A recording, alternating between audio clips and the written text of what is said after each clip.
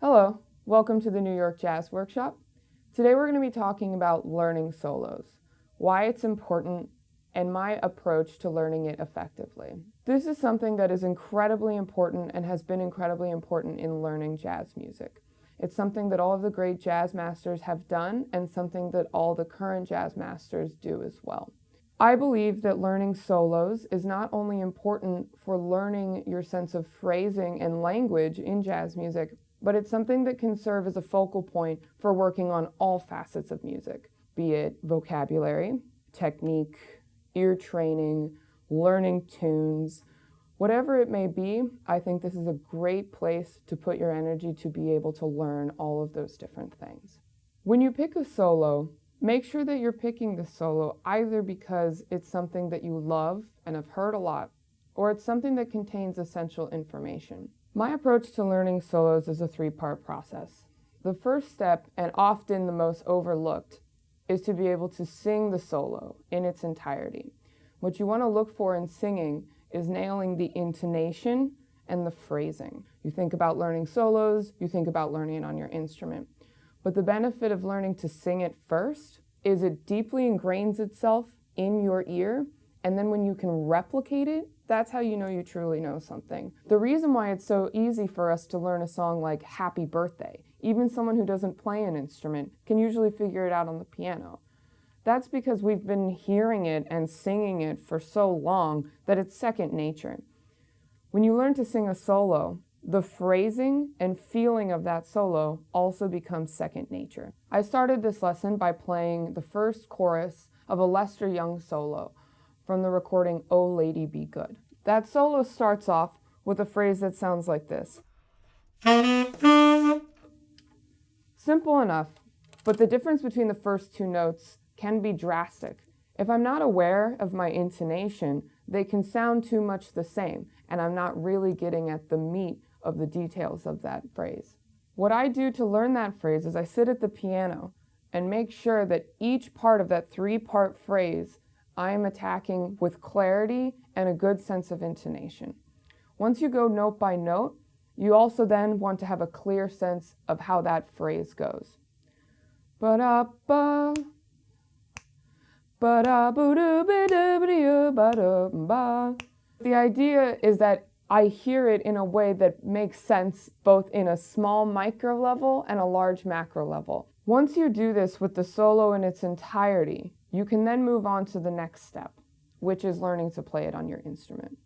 The obvious merit of being able to play it on your instrument is that you're able to play it in real time. You're able to connect what you're hearing with what your fingers are actually able to do. What I like to do is start it slow. You can start it at about 50% speed or even slower if you'd like. Luckily for us, there's a lot of great technology out there that allows you to do that very easily. What you do is you start off by playing it slowly with careful attention to the way that that soloist articulates, phrases, and produces tone. You want to try to replicate these things as best as you can, at least while you're learning this solo. Even if you're not looking to exactly replicate their time, feel, or articulation, the ability to do it will give you more flexibility in developing your own. So start the passage slowly and work your way up. Gradually increase the tempo. This will also help your technique.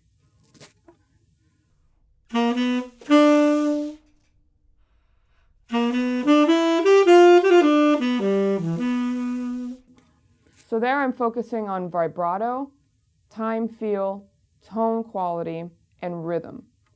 There's a little triplet in there. Get into the details of what makes that triplet sound the way it does. Once you've worked it up to the speed that they play it on the recording, play along with them and try to make it so that you're matching their sound. The third step, After learning to sing it and play it on your instrument is to write it down. I believe that writing it down can allow for additional analysis, and you can sometimes make connections that you didn't necessarily get when you were just playing it on your instrument.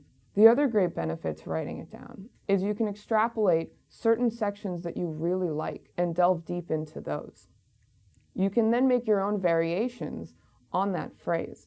You can change certain notes and make a different kind of voice leading, or you could change the rhythm entirely, or it might just be inspiration for you to compose your own phrase.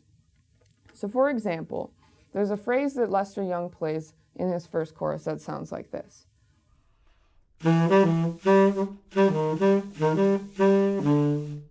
So you can take something like that and you can change the direction. I could either do an octave displacement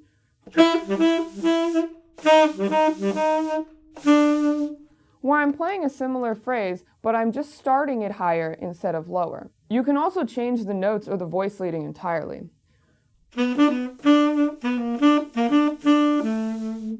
Same rhythm, different starting pitches.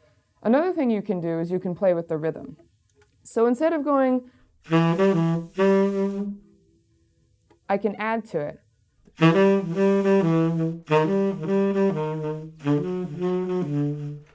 Thank you for watching. Hope you learned something today. If you'd like to learn more, you can visit our website, and please don't forget to like and subscribe to our YouTube channel. Thank you.